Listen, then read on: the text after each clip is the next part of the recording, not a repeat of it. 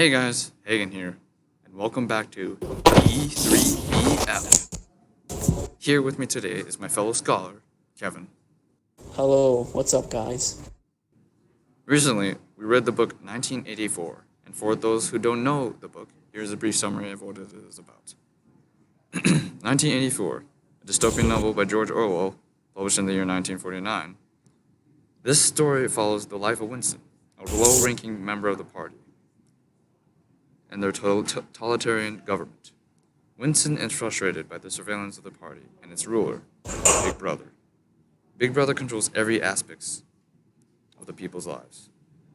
Today's prospect, if you're going to tell already, will be about 1984, and more so 1984's real-world applications.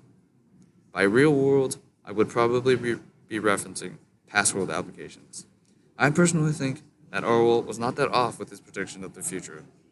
This can be seen in events like the Cold War and the countries at war back then in the book. So Kevin, do you think Orwell's prediction of the future back then, from his perspective of 1949, was correct to some degree? Yes. For example, I read an article the other day that said in Jefferson District, Colorado, the way history is being taught is changing.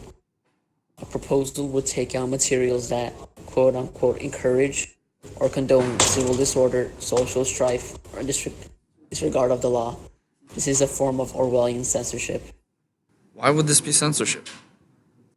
With these guidelines, it would be banning things such as Martin Luther King Jr.'s and his civil rights movement, since it deals with civil disobedience. This would mean students would be getting a false impression of the past by removing moments in our history where people fought for change. How would this relate to 1984? Well, in 1984, Oceania also practices this.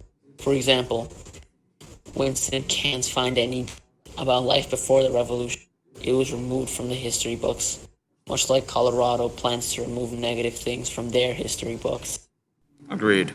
Doing this would go against our American values of freedom, Yes. and truth.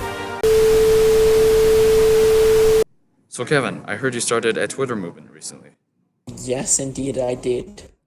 China equals Oceania, Orwellian. I've done some research on my end as well, and it turns out that China is being a bit Orwellian currently. I found an article that talks about China's monitoring of religion and their unfairness towards the other faiths. These activities include installing cameras in the churches and gathering information on individuals through quote unquote health inspections to better keep track of religious individuals. Exactly. This is why I started this movement. Citizens of the People's Republic of China are free to enjoy any religious belief, nor may they discriminate against any other faith. Why should they now place unnecessary sanctions on religion? China is becoming more and more like Oceania, a surveillance state where citizens live in fear of doing something out of line, seen in Winston's behavior and anxiety. Will China fix this? Hopefully. Alright, guys. Unfortunately, we are running a bit short on time.